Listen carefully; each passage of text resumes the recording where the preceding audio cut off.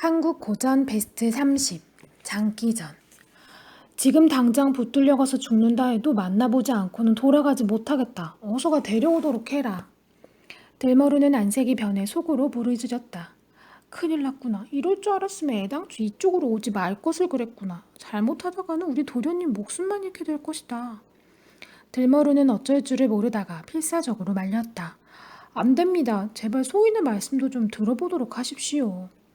하지만 한매도령은 불길처럼 타오르는 사랑의 마음을 어떻게 해도 누를 수가 없었다. 해서 눈을 부릅뜨고 호통쳤다. 이런 발칙한 놈. 갔다 오라고 하면 갔다 올 것이지 말대꾸가 왜 그리도 많으냐? 만일 거역했다가는 집에 돌아가서 다른 하인들을 시켜 네 깃털을 뽑고 면두를 뜯도록 하겠다. 그게 싫거든 어서 가서 냉큼 모셔오지 못하겠느냐?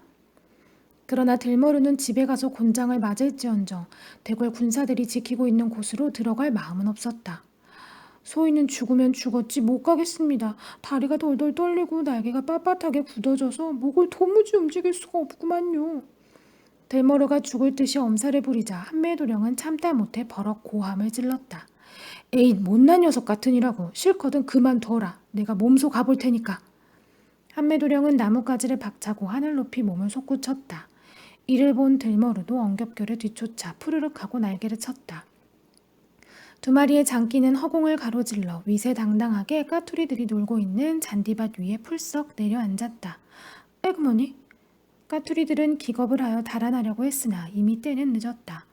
공주마는 한 마리의 시녀와 함께 잔디 옆 숲속에 겨우 몸을 숨길 수 있었지만 다른 까투리 시녀들은 갑자기 나타난 두 마리의 장기 앞에 어쩔 줄 모르고 몰려 있었다.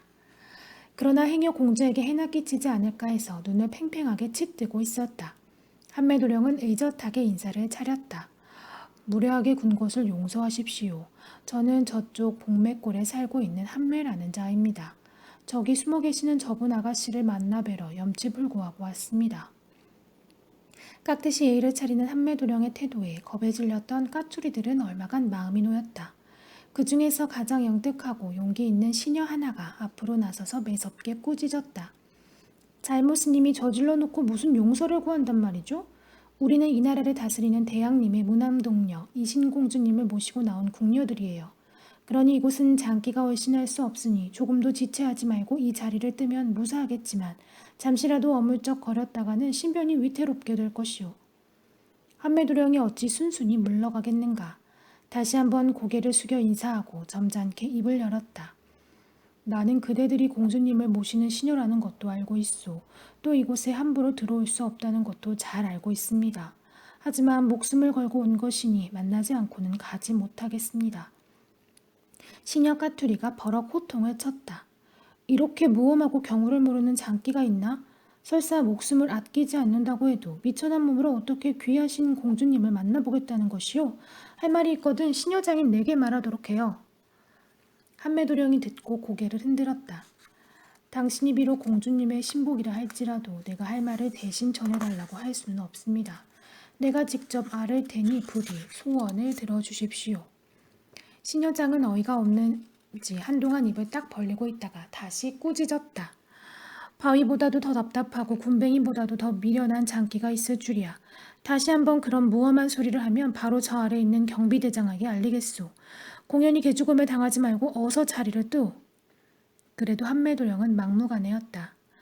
이미 목숨을 각오하고 온 이상 이대로 돌아갈 수는 없소이다. 공주님을 해코자 하는 뜻은 추호도 없습니다. 그러니 공주님을 뵙게 될 때까지는 움직이지 않을 것이니 소원을 들어주십시오. 고집은 똥꼬집이로다. 더 말해보았자 내 입만 아프겠다. 얘들아. 시녀장은 한쪽에서 웅크리고 관망하고 있는 조그만 까투리들을 돌아보고 외쳤다. 네이! 어서 내려가서 경비장 대장에게 고하라.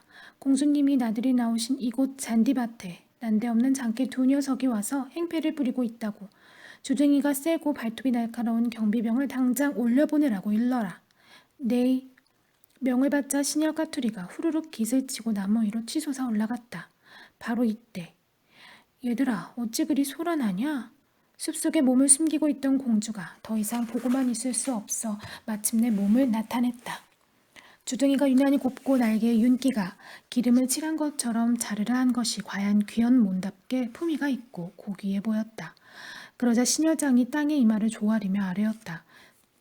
공주마마, 죄송하기 그지없사옵니다. 정신 나간 장기 두 놈이 목숨 귀한 줄 모르고 야료를 부리고 있기에 경비대장에게 알리러 보내는 참이옵니다. 공주가 근엄하게 물었다. 듣자 하니 내게 할 말이 있다고 하던데 무슨 말이라고 하더냐? 제가 대신 전에 올리겠다가 말했으나 직접 아랜다고만 하고 물러가질 않나이다. 공주는 한쪽에 서 있는 한매도령을 힐끗 보고는 다시 말했다. 보아하니 우리를 해치러 오진 않은 듯하니 경비대장에게 알리기 전에 무슨 말인지 드러나 보자꾸나. 알리러 가는 아이를 도로 불러라. 몸소 만나시겠다니 여의 말씀이옵니까? 저런 무엄한 놈은 털을 뽑고 눈을 빼내어 다시는 못된 마음을 먹지 않도록 벌을 내려야 할 것이옵니다.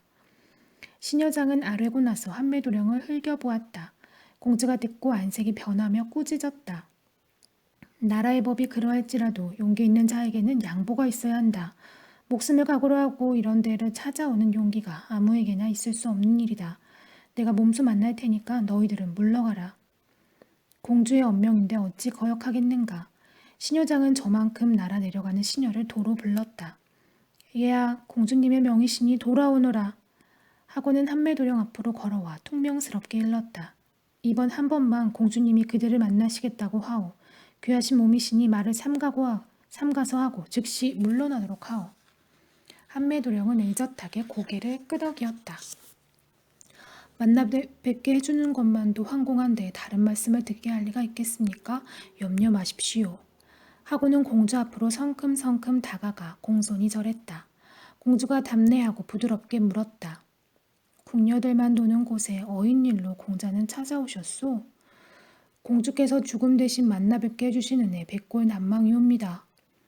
한매도령은 다시 한번 예를 차리고 나서 양해를 구했다. 여쭙게 황송하오나 시녀들을 잠시 멀리 해주소서. 무슨 말이 그리 은밀하오? 공주는 잠시 망설였으나 이미 만나보기로 한 바에 굳이 여럿이 있는 앞에서 말하라고는 하기는 싫었다. 이 젊은 장기가 수상하게 굴면 즉시 군졸들을 불러 물리칠 수가 있기 때문이다. 얘들아, 너희들은 잠시 물러가 있거라. 공주가 명령하자 시녀들은 하는 수 없이 멀찌감치 물러갔다. 그러자 한매도령이 머리를 조아리며 아뢰었다. 제가 여쭙고자 하는 말은 다른 것이 아닙니다. 오늘 날씨도 화창하고 해서 여기까지 놀러 나왔다가 공주님의 자태를 한번 뵙고는 젊은 가슴이 마냥 설레이고 황홀한 나머지 그만 넋을 잃고 말았습니다. 이에 어리석은 백성이 공주님의 높은 지체를 생각해 볼 겨를도 없이 저의 뜻한 말씀을 드리러 이렇게 감히 나섰나이다. 무슨 말을? 뜻밖의 말에 공주는 몸둘 바를 몰라 했다. 그도 그럴 것이 이렇듯 정면에서 사랑의 고백을 들은 적은 이제까지 한 번도 없기 때문이다. 또한 상상이나 해보았던가. 공주의 작은 가슴은 달달 떨리기까지 했다. 한매도령의 말이 계속되었다. 저는 비록 보잘것없는 신분의 몸이오나 공주님을 사모하는 마음은 누구에게도 비길 수 없나이다. 공주님이 제 뜻을 받아주신다고 하면 언제든지 공주님을 위해 이 한 몫은 바치겠나이다. 부디 저의 뜻을 받아주십시오. 공주는 가까스로 정신을 차리고 겨우 입을 열었다. 갑작스럽게 이런 말을 듣고 어떻게 대답하라는 것이오? 백성의 혼인은 부모가 정해주는 것이며 공주의 혼인은 오직 대항마마만이 결정하는 것을 모르시오? 그런 말 함부로 하지 말고 어서 돌아가시오. 한매도령은 실망하지 않고 거듭 여쭈었다. 물론 혼인의 절차는 대항마마의 처분을 기다려야 할 것입니다. 하지만 공주님의 마음만이라도 알려주십시오. 이렇게 애타게 사모하는 저의 마음을 헤아려 주겠노라고 한 말씀해 주십시오. 공주는 부끄러움에 얼굴을 발갛게 물들이며 목이 소리만하게 대답했다. 그런 말인들 이 자리에서 어떻게 대답하라고 하시오? 공자의 심정을 알았으니 다음 날을 기약하고 오늘은 이미 이만 돌아가도록 하오. 한매도령은 하는 수 없이 작별을 고할 수밖에 도리가 없었다. 그럼 공주님의 회답을 기다리겠나이다. 저는 복맥골 태수의 아들 한매라는 자이옵니다. 언제쯤으로 알고 기다려야 할지 내게 맡기고 어서 돌아가도록 하오. 높고 푸른 하늘을 믿듯이 공주님의 말씀을 믿고 기다리겠나이다. 부디 다시 뵐 날을 알려주시옵소서. 한매도령은 공손히 인사를 하고 물러났다. 그리고는 일이 어떻게 될까 하고 목을 움츠리고 있는 들머루에게 소리쳤다. 어서 집으로 돌아가자. 두 마리의 장기가 푸드득하며 하늘로 치솟아 저편 산골짜리로 멀어져 갔다. 공주는 애틋한 눈길로 사라지는 한매도령의 뒷모습을 바라보고 있었다. 어느덧 저녁 해가 서쪽 산 너머로 숨고 어둠이 밀려오고 있었다.